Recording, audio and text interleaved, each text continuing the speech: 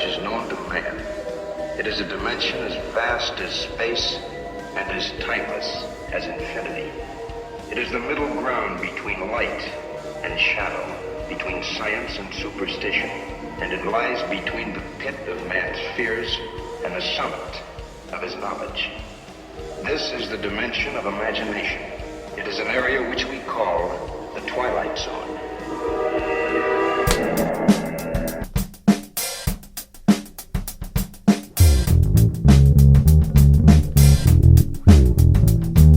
Okay, so we are going to start working on this base, and I have fixed the crack already. And what I'm going to do now is where I'm going to seal the green. We have some sanding sealer. This is a Minwax sanding sealer. And I'm just going to mix this up here. It's very thin. And apply this. And then we'll add our whatever poly I decide to run with it. I have not even decided what color I am going to do yet. So that's something we're going to have to decide. And I'm just going to kind of lay this on pretty good to it.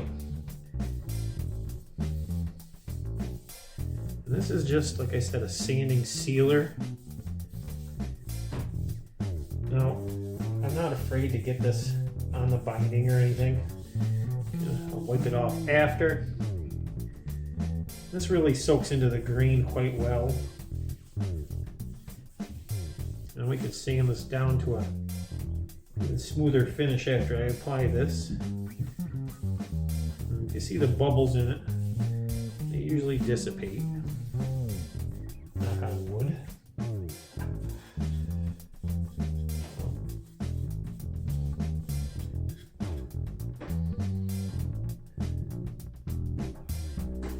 Do our edges.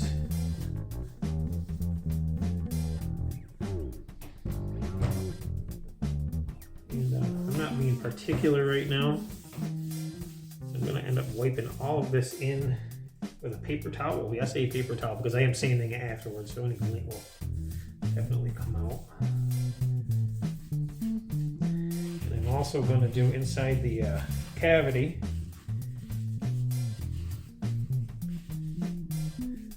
Inside of the one pickup area at least. And like I said, I'm not worried about the binding. I just want to seal this wood. So this is pretty runny stuff. It goes on easy, comes off easy. And you can see, you probably can't see, the grain is raised significantly where we thought it was smooth. It turns out it's not smooth. So I keep using this. If you see any parts that look dry, just reapply.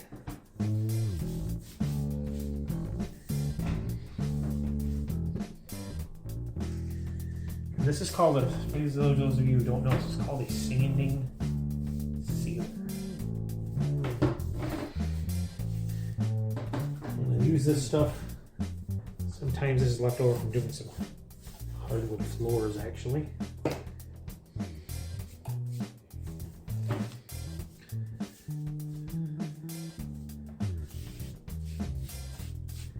This is not a color. Just so you know. So the wood will go back to a dry-looking finish.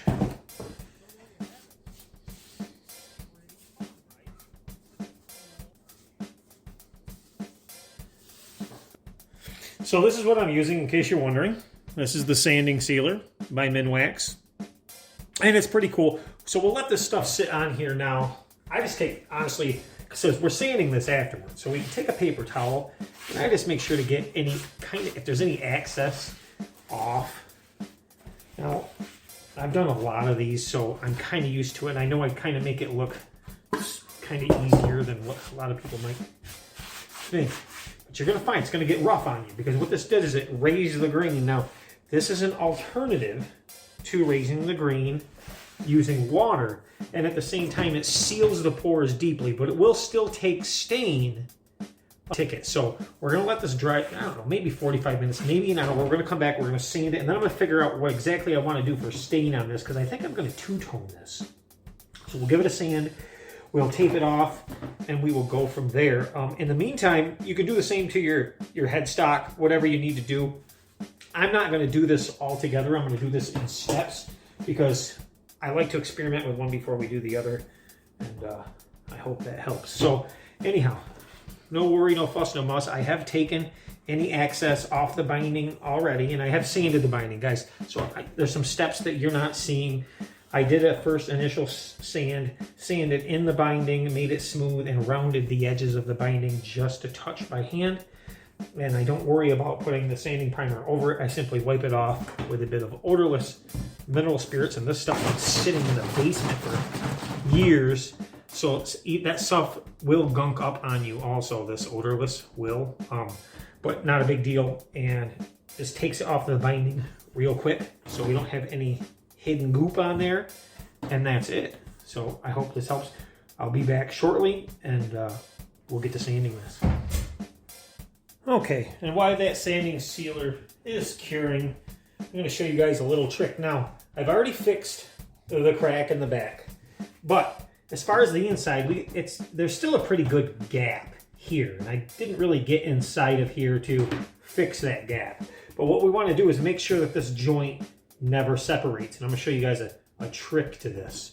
So get yourself some baking soda, and this is a quick cure, and we're going to put some of this baking soda kind of into that crack, okay? Make sure you get it along, so it's going to run right into the full length of it. Just work it in, so it's kind of falling in there. And I'm going a little farther than I normally would. You can use whatever tool you wish to do it, but just follow your crack. And you don't have to be precise. The only reason I'm doing this will make sure that it never separates. You can use wood glue, but the problem is if you use wood glue on the inside here, it's not a tight bond. It's not wood up against each other. So what we're doing is we need to take up the space. And we could use a wood filler, but wood fillers aren't strong. So although I have filled it with wood filler on the other side and sanded it, I have not done this now. As you can see, I'm working this stuff back and forth in to the crack. And that's why I use more than what's needed, so we can continue to work it back and forth. And once you're confident that the crack is fairly filled all the way through, I'll show you a secret. Sometimes you'll realize that the crack extended farther than you thought it did, which is the case that I'm doing right now. So this crack ran from here to way down here, which is not as far on the other side, and this is why we're doing this, so it never opens up again. So what are you doing with baking soda? I'll show you. Now I'm going to scrape some of this baking soda out from the path here. Okay. Get it out of the way. And I'm going to take my finger and just clean it, kind of press in what was there. Get it out of the path. So I'll show you. Now we have a clear, obvious. It's clear and obvious. Let me get you closer of where the crack was. So let me bring you over to that so you can see exactly what I'm doing here. Now you can see the whole length where that crack is. See how that works? Okay. So now what we're going to do, and this really didn't have to be done, but I'm doing it for me because I'm going to shield this in a moment, and I want it done quickly so I can, move along to shielding it. So, now that I've done that, now I'm sure you guys have glued plastics before with super glue. Well, what happens when you use baking powder and super glue is you get an instantly hard glue that is harder and more of a fibrous type lock.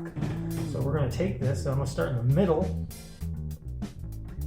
and we're going to run that right right down the crack. And then start in the middle again and just push it. That's going to instantly absorb into the baking powder and make a permanent seal and bond. And that is that. And you can see it suck right into the crack, and that's going to be super strong. We'll let that sit for a second. If you need to sand that out later on, you can. If not, we'll suck all this out with a little vacuum or what have you, and then we'll shield the inside of this. But now that crack is the glue is getting drawn right down into it and creating a bond on each side, very strong bond that is gonna last, and that's what we needed. So I hope that little tip helps. Okay, it's been a couple minutes. I just vacuumed it out, and it has cured, and that's what we're left with. And the crack is totally cured and hard and full, and now we can shield it. And you can buy shielding tape, or you can actually use foil tape found at your local hardware store, your duct tape for your ducts, not duct tape, not the rubberized stuff, but for metallized duct work. It's the same stuff. You can use copper, you can use silver, whatever. This is actually a shielding tape by Nausea, but this kind of looks like this. And what we can do is we can start cutting links, and this one was a bit too short. We can start cutting links, and it doesn't have to be the prettiest. It's just a little reassurance, because edges are the hardest thing to do. So I'm going to start on the edge and go around the edge and just follow it around the contours.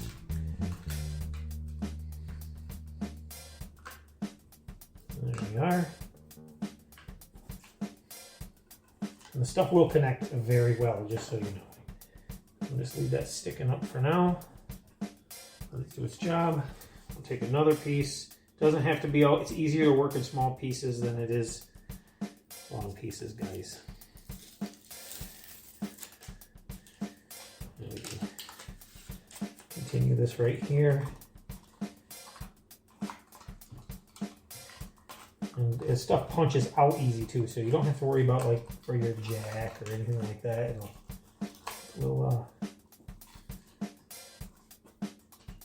It conforms nice, and if you make a mistake, no big deal. Don't sweat it. See that sticking up? No problem. There, we're just going to trim that with a razor blade here in a second.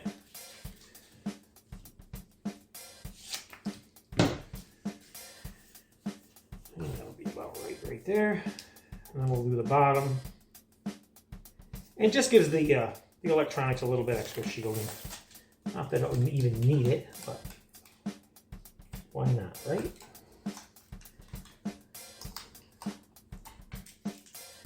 And now we can do the same thing to the inside if you want to stick around. That's fine. If not, it's fine too. And I'm gonna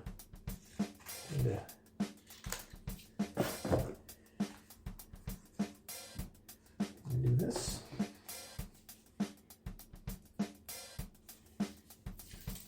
And remember, this is all done down here now, so this is all sealed below it. We'll never have to get to that again, which is a good thing. There's this.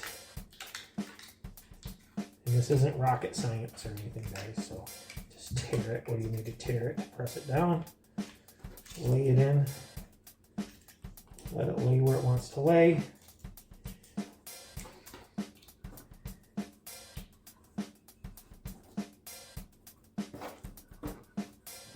Let it do the job it needs to do.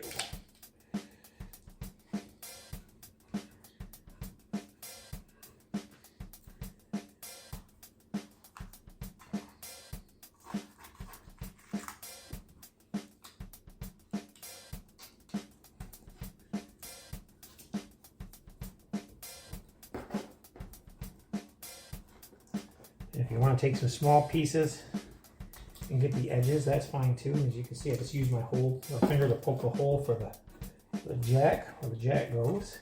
And here's some other grounding holes that are going to need to be come out.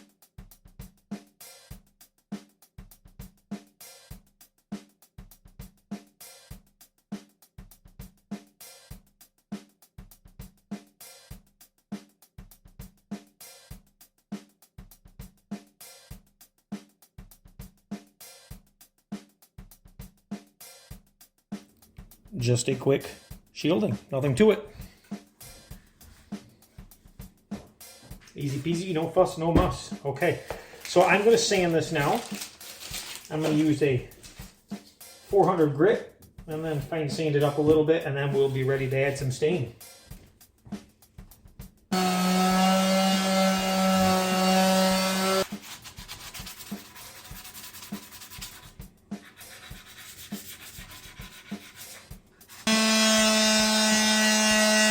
I want a clean edge here on the bottom for right now because I'm not quite sure the direction I'm going to go with this. I'm going to start with some poly stain, polyurethane, and stain in 1.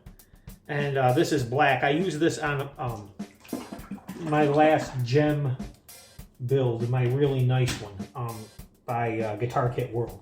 So we're going to do that. I think I'm going to start with the edges and see how that works, and if I don't like it, then we'll blend it in and do the whole face.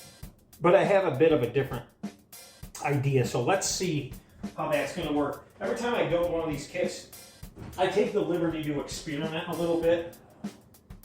And I like to build these kits right here at my kitchen table so you guys can see how you can do this, well, at home if you want to. If you don't have a garage or a shop. Shops are nice, but sometimes we don't have that luxury. So what I'm going to do, and I do it, I have paper towels, but they're lint-free paper towels, guys. So, and I do it because I can control the flow with them. So what I'm going to do is I'm going to start on the edge here, and I'm just going to work this stuff into the way. I go slow, just so you know, and then I can use a mineral spirits to take off anything off the binding afterwards. So what I'm doing is rubbing it in. It's gonna come off kind of like so.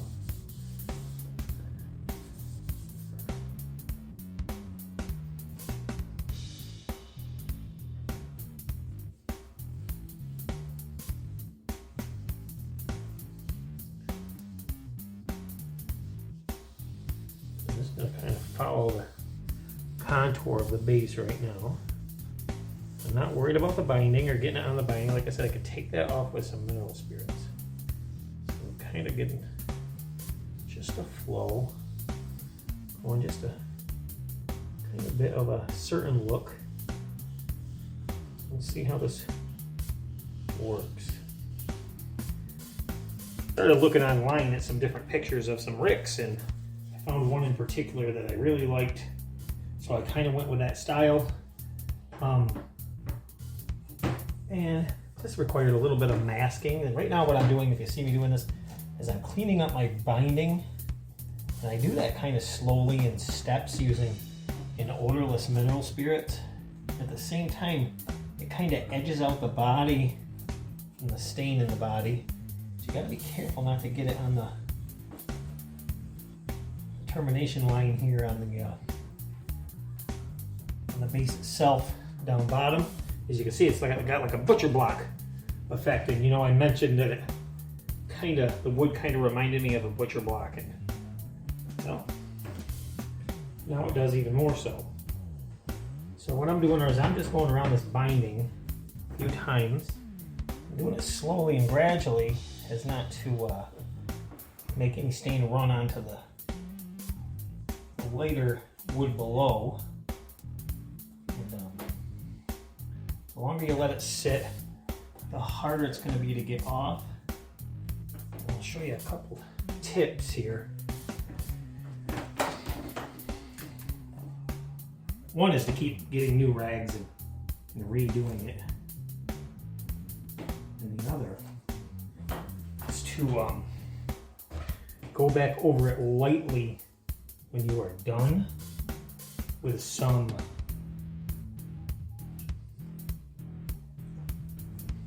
fingernail polish remover. Yes, that is right, fingernail polish remover.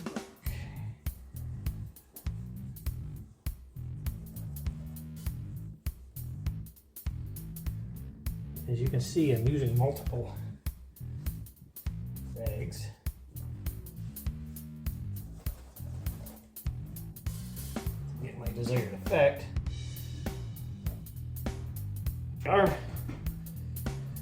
And now we're going to come back in with some fingernail polish remover, some acetone, lacquer remover. And this will really brighten the binding, but also almost melt it a bit, making it smooth. And a lot of you have to do this quickly. So let's just run this around. And this will take off any residue. Now that appeared clean on this side, but you see it's not. So the trick is to don't, when you do a spot, do not keep going. Come back in and redo it.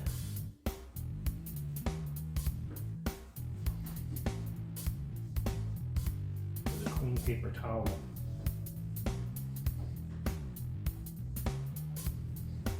There we are. This one's fairly clean still, so I'm going to run with it as far as I can.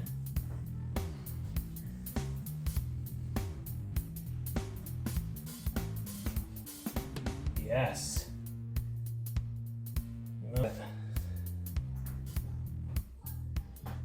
Now when we're done, we're going to put a coat of poly on this, and as you can see, there's some, it looks like there's dark spots, and that's just because of the mineral spirits that I use. But you see when we have that butcher block effect,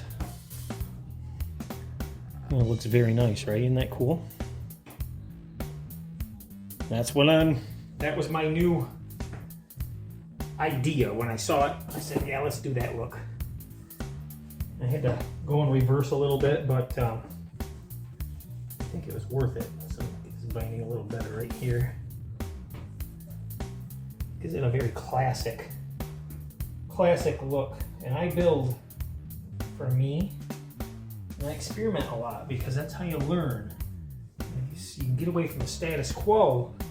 You can learn new things, new techniques. And failure happens. But more times than not, you find out something cool and different. And I'll never scrape binding again after learning this technique. And we can get down, you can see how I did that.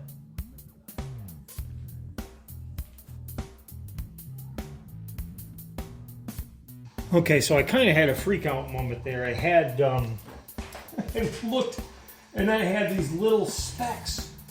So one right there on my on the body here. The body looks fantastic. There's still a couple specks there, and it was little pieces of plastic from the cover to this pick guard when I peeled off the cover to the pick guard.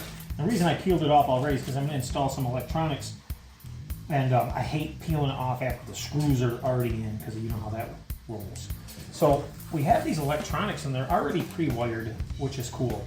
So some of these are pretty much self-explanatory and others are not. But we got the directions right here, and I'm gonna kind of go to them to make sure the pots are going in the right position. So I don't know if it tells us which ones are which, and that is the question. Now normally I would be setting the neck right now. I'm not going to do that right now because I'm going to actually finish this body and urethane it or lacquer it when I am done before I even set the neck. And I know everything fits. I did all my alignments on it already, so we're good there. So what we want to do is check our pills here, and this is the way this is going to be. Let's see, bridge tone. So we want bridge tone here and bridge tone here. Or I'm sorry, bridge tone here, neck tone here, And then, let's see if I get this right here. Bridge tone, you guys can see. Bridge tone, bridge volume, neck tone, neck volume. So, according to this picture,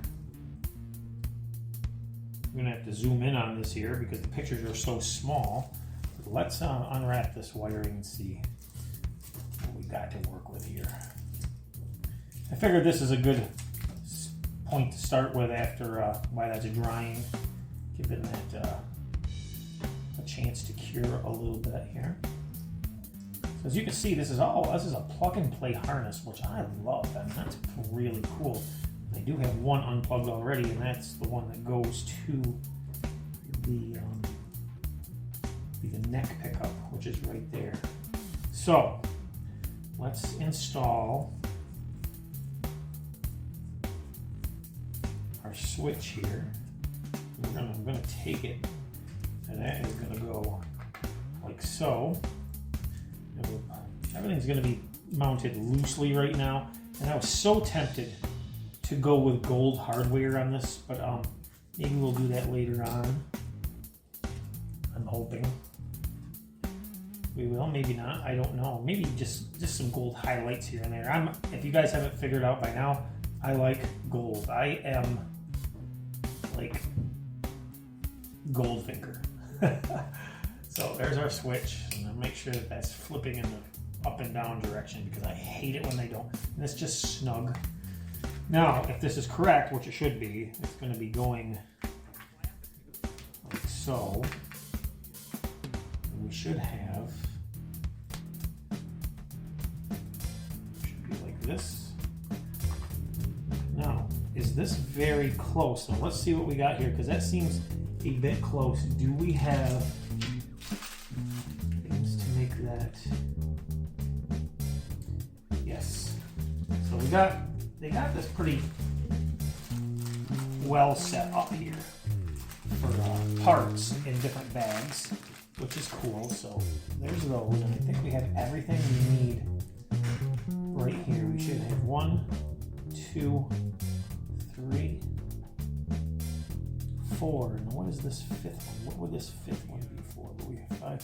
We have 2 there. Are we missing 2? That is the question. So let's read this directions here. And I'm doing this because normally when you do these, you have a little kind of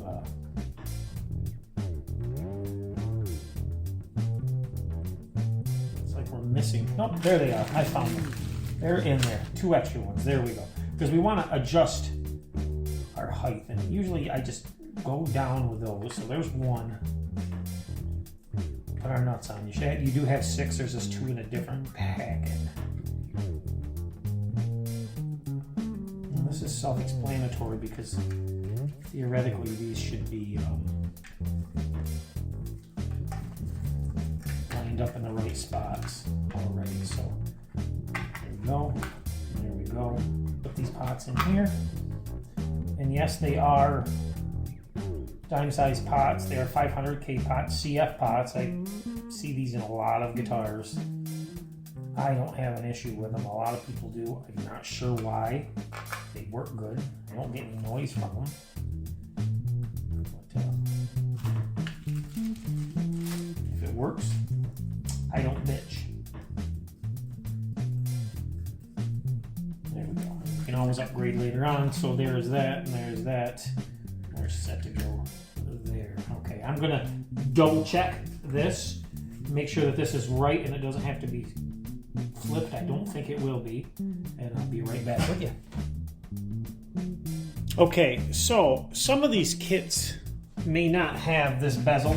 They don't show it with the bezel, this black bezel. I'm gonna use this bezel because I think it's actually pretty cool. And we're gonna install these springs now, and the wiring is correct, guys, like we were talking about it. Wanted to double check.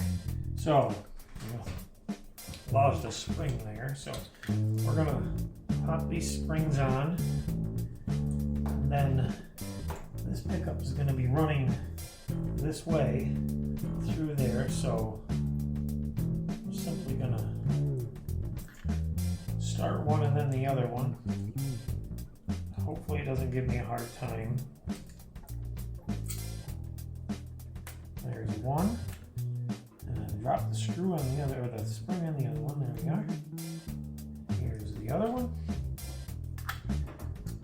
Now, there's different covers you can get, like the toaster look too. It'll make it more authentic looking, but I'm really not going for like being super authentic. I'm going for a playable base, and that's my big goal here. But there we are. So there's that. Okay, so we have our pots installed. We have this pickup installed, and this pickup, before we go any farther, goes to here.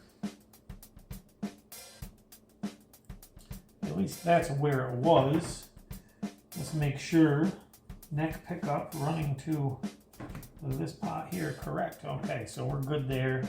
Should be white. Boom. There's our plug-in for that. We can tuck these back in later on, but simple setup, right guys? So now that we've done that, let's disconnect this pickup. Let's pull our jack out here, get that out of the way. Now we'll disconnect this pickup. There we are. And this pickup is going to go in the body, but we should have some screws for that. This must be truss rod screws right here. Yep, truss rod cover. We're not going to be using that truss rod cover, so we have some other screws here, and we should have 4 and 4 springs, and those are right here. Yes, we have those. I love how these are all packaged individually, so we know what we're working on. So this Leo Jaymz kit's nice. If we can get past the fact that we had that crack in the body, which I guess any kit really could. I guess that is what it is. So this, let me get you in focus here, guys, so I can take you over to what exactly we're going to be doing now. Is over here on the body. There's our body. Nice. So I'm going to tap these by hand with a screwdriver. I know they're good and tight that way, but this, is going to run through this. Should run through this cavity, and if routed out properly, we will be good to go. So there's our pickup here, and what I need to do before we put our, well, I guess I don't have that. That's a perfect route out right there. Like almost too perfect. Very nice snug fit. Okay, so we're gonna put our screws here. Screw, screw, screw, and we should have another one. Whatever that's hiding right there. And I'm going to attempt to get these springs on. I prefer to do this once.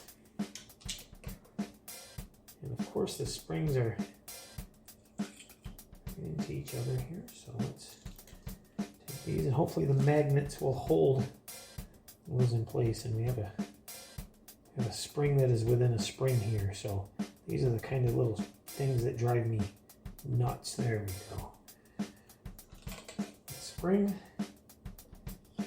and I'm going to attempt to tip this. And there we are. Hopefully those springs stay where they need to go. Our spring tension is good. There we are. Okay, so now we can start these where they go. One.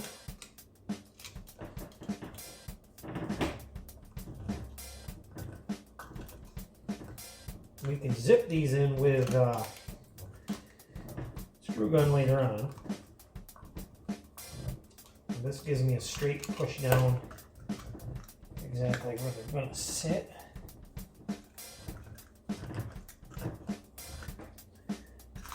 Very cool. Okay. What we're going to have now is this plugged back in, this ground wire coming through here, and the jack installed. So let's figure this jack out right now. No, it doesn't have the dual jack setup that a Rickenbacker has, unfortunately, guys. But remember, this is not a Rick. This is a Rick style. So we're going to take this one. And remember that this goes to the switch. Selector switch. Try to. You gotta be careful when you pull on these. Give them a little back and forth movement. Here we go. And then we can tip this up. So. And we can run this right through. And this is pre-drilled, so that's going to be pretty easy. But I like to go in a fashion where the jack wants to be.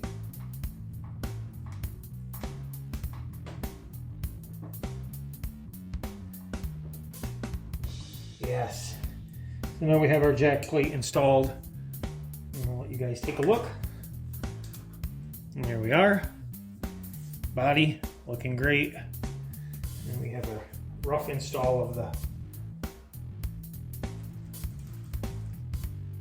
Okay, so now, see if get you where you guys can see, we're going to fish our wire.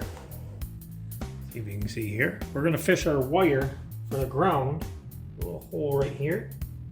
We're going to fish that up through, and hopefully it slides in easily. And up. And there we have it. There is that. So we know that's going to make it now, so we don't have any problem plugging in this jack to the switch. Remember, we needed that plugged in. I believe this can only go one direction. Hopefully, there we are. And that is now plugged in. Switch. That was to here. So there we are. We are all wired up. So let's run our ground up through. And that is. There we go. So there is that. Now we can plug this in to here.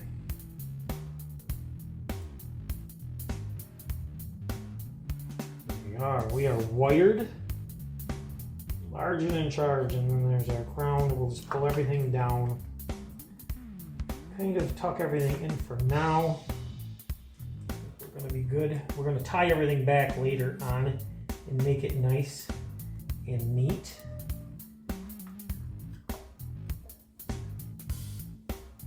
That's looking pretty good, I think. There is our ground coming up through. As you can see, we're starting to have a base. So, the switches all the way to where they go here. Stopped. What I'm going to do is pull these out, hold the, just give them a little snug for now. I know they're in a proper position. Let's give them a snug. Nothing where I really need to worry about stripping or anything like that. We're not doing it tight. Just a snug to hold everything where it goes. We know it goes there. And there we are. And all our holes theoretically should line up now. Just to hold it in place until we make sure everything's right. As you can see, we got fingerprints and dirt and everything else. But I'm going to take some knobs. I'm going to pop the knobs on. We'll make sure that they fit in 10 o'clock. 10 position and they're 1, so that'll be about right. That one. Missing one. There it is. These are nice knobs. These are it's kind of funny that some of these Chinese guitars are getting just as good of knobs as it comes on a Gibson now. I noticed that when I got my new Firefly. Exquisite knobs. Yeah, this is looking really, really nice. So what I'm going to do now, and make sure we have them all, is I'm going to get my screws in place. Like I said, we got to get back in there later on and zip tie some things back. For the most part, should be pretty much wired and done. Looking pretty good. It's looking pretty good. Okay, so now we got this bridge. So let's get this kind of set in place, but we gotta find our bridge screws, and we should have a few of these bridge screws. How many? That is the question. Okay, so we have our bridge screws. I'll show you guys a little trick that I use. And you see how this ground comes up through? You never want to lose that. We want that to come and make good contact with the bridge. So what I do, I'll show you a couple little things here if I can, providing that my stuff is still out here. Okay, so what I take is take a little bit of this shielding tape. I'm going to place that where the bridge goes, right here, and that's going to create a metal contact point where that comes through right there. Okay, see how that makes sense right there? And then we take another piece, and what this piece is going to do is hold that in place, the wire in place. I don't want to go over the wire on this one because remember there's adhesive, and that's not going to be conductive. So we want the conductive side on that wire tape, then we're going to tape it down again, like so, just holding the wire just out of the hole. And I want to actually redo that because we want it just out of the hole. We don't want it pinching on, there we go, on the sheathing to the wire. We want just, there we are. You see that? Just the wire sticking through. And what we can actually do now is fold the wire back on top half and half because I looped it. And we should have a very good connection here now when we put our bridge on. So here's our bridge. Now, note this base is pre-drilled. Directions give you directions how to set everything up with the measurements if yours is not pre-drilled. But this one was pre-drilled. So we're going to start our screws. Make sure they line up. So if the scale or anything's off on this when we're done, it is not my fault. Let's just kind of set everything in place. And I think the reason that they pre-drilled is because a lot of people complained that the screws were breaking and snapping off, and well, that's because it wasn't drilled out. And yeah, you don't have really good screws, that's going to happen. So let's start these. Make sure everything lines up because that's more important, and they're starting straight. So that's what I'm going to do before I screw anything down. We'll have two more. Now this is a Music Man bridge. Later on I may decide to change this to a Rick bridge, but the problem is I think that they had with the two outside screws holes already there, then I'm going to have two holes showing. So we'll have to cross that bridge when we come to it, or maybe just go to a more high mass Music Man bridge. Which I don't mind the looks of this bridge, I just think it could be better. But what do you think, guys? Coming along, right?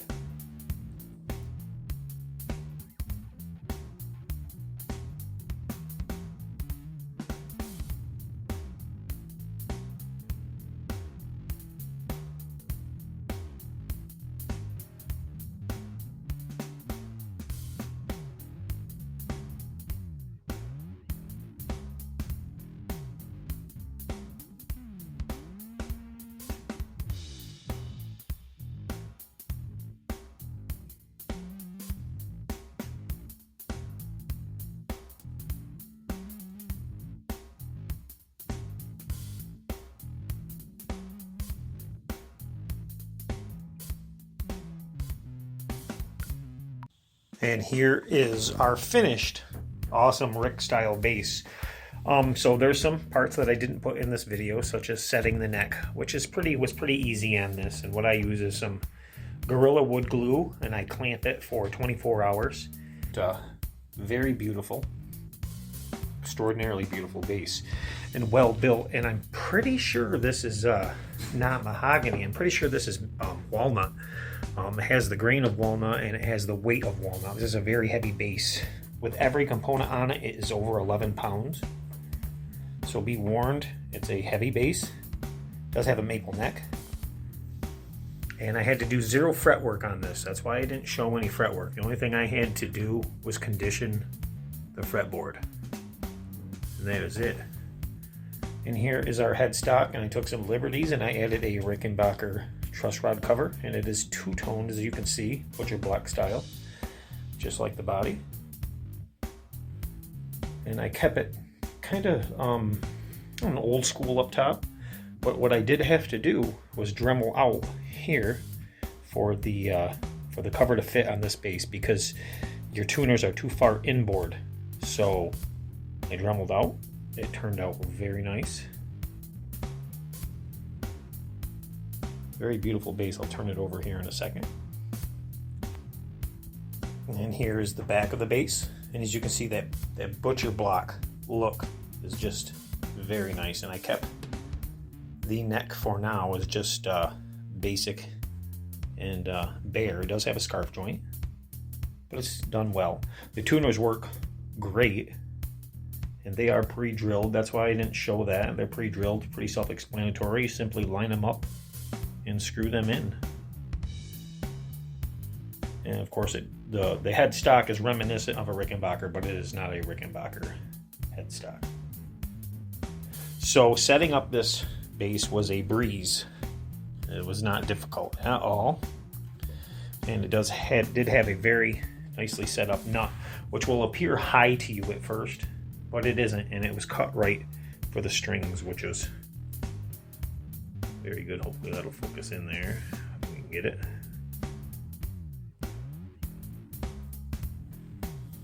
And it sounds great. If you guys haven't heard this play yet, I'll put a link in the video at the end here. You can click on it and hear it play.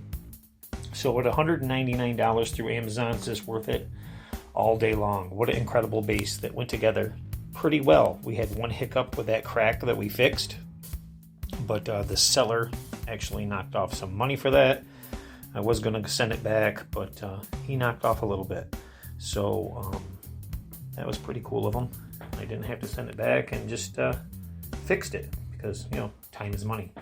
But it's a great bass. I'm actually thinking about building another one from the same company. That's Leo Jaymz. And having a couple of them in different colors. And I couldn't really, at first I was going to go with black, but I really couldn't cover up that wood grain. It's so beautiful. And look at that, just Rick style. Isn't that great? I do have some flat wounds ordered for it and some other parts are on the way too. I'm probably going to change that bridge to a Rick style bridge, even though this one does hold, tune, and work really well. I have no complaints on this. Thank you for watching Fulton Street Beats, guys. If you have any questions, just put them in the comment section below. I know this was a long, drawn-out video, but I want to bring you all the information I can. Thanks for watching, and don't forget to hit that like button, share, and subscribe. And I'll be back soon with some cool videos.